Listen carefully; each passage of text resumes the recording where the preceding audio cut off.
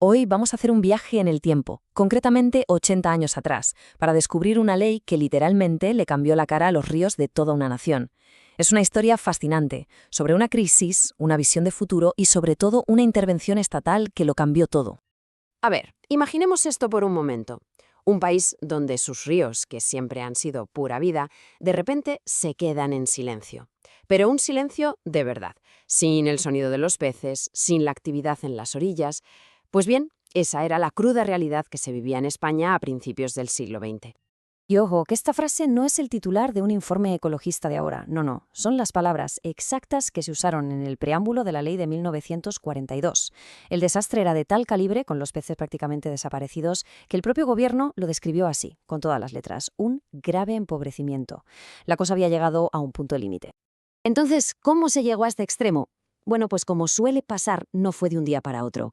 Las leyes que había hasta entonces eran como poner tiritas en una herida abierta, no solucionaban nada de raíz. Y mientras, claro, la economía del país se resentía por la pérdida de esa riqueza natural. Hacía falta algo drástico. El diagnóstico era, vamos, un fallo sistémico en toda regla. No era un solo problema, era la tormenta perfecta. Los peces que se esfumaban, unas leyes que no servían para nada, nadie que vigilara de forma especializada y, para rematar, un palo tremendo para la economía. La situación era sencillamente insostenible. Y justo en este contexto tan desolador nace la ley de 1942. Y no era una ley más, para nada. Era un plan de choque, casi un proyecto de restauración nacional. Su ambición iba muchísimo más allá de decir quién podía pescar y cuándo.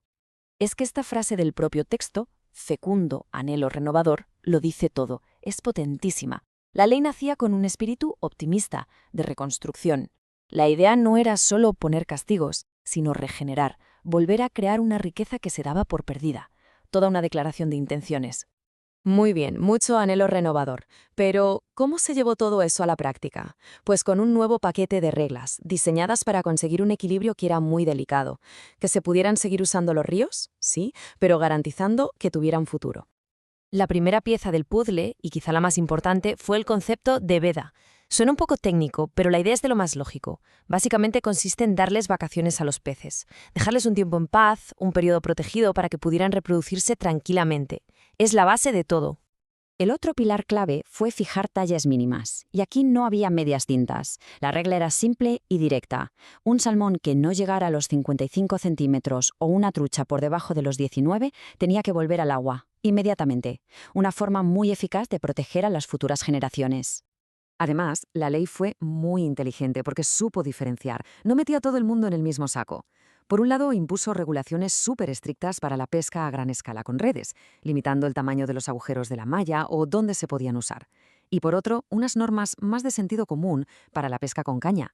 El objetivo era claro, ir por las prácticas más destructivas.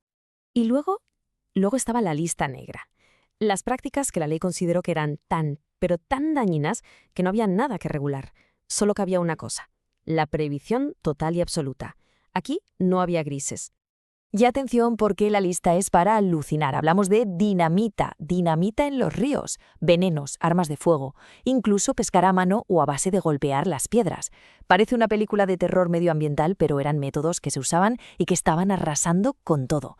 La ley los borró del mapa de un plumazo. Tolerancia cero. Claro, porque de nada sirve tener unas reglas geniales si luego nadie se encarga de que se cumplan. Una ley sin vigilancia es papel mojado. Y eso lo tenían clarísimo en 1942. Por eso crearon todo un sistema nuevo para que las normas se respetaran sí o sí. La solución fue crear la guardería piscícola. Se acabó eso de depender de agentes que hacían de todo un poco. Se formó un cuerpo de guardas profesionales con una sola misión: proteger los ríos. Eran, por así decirlo, los nuevos guardianes de las aguas. Y aquí viene un detalle fascinante y que demuestra hasta qué punto se tomaron esto en serio. A estos guardas se les dio una autoridad tremenda. Su palabra tenía presunción de veracidad. Vamos, que iba a misa, al mismo nivel que la de la policía. Así se aseguraban de que sus denuncias tuvieran un peso real. Y el proceso, además, era claro y directo. Una denuncia llevaba a abrir un expediente y el expediente a una sanción. Se diseñó un sistema para ser rápido, eficiente y para que las infracciones tuvieran consecuencias. Se acabó la impunidad. Pero lo que hace que esta ley sea realmente brillante es que no se quedó solo en prohibir y castigar. Esa era solo una parte. La parte más inspiradora fue el plan para reconstruir activamente la riqueza que se había perdido. Aquí el Estado se arremangó y se puso manos a la obra. Creó piscifactorías para criar peces, ordenó campañas de repoblación todos los años, reforestó las orillas de los ríos e incluso colaboró con la gente, dando concesiones a sociedades de pescadores para que ayudaran a gestionar los ríos. Una estrategia total, por todos los frentes. Y aquí está la clave, la filosofía que hizo que todo esto funcionara, una visión dual. Supo combinar de una forma magistral la conservación más estricta con un plan de desarrollo económico a largo plazo. La idea era simple pero potente. Primero proteger, para luego poder prosperar. Y todo esto, claro, nos lleva a una última reflexión. Con los desafíos medioambientales tan complejos que tenemos hoy en día, cabe preguntarse, ¿podríamos aprender algo de este enfoque de 1942? ¿Podría esa mezcla de reglas claras, vigilancia férrea y restauración activa servirnos de inspiración para el futuro? Ahí queda la pregunta.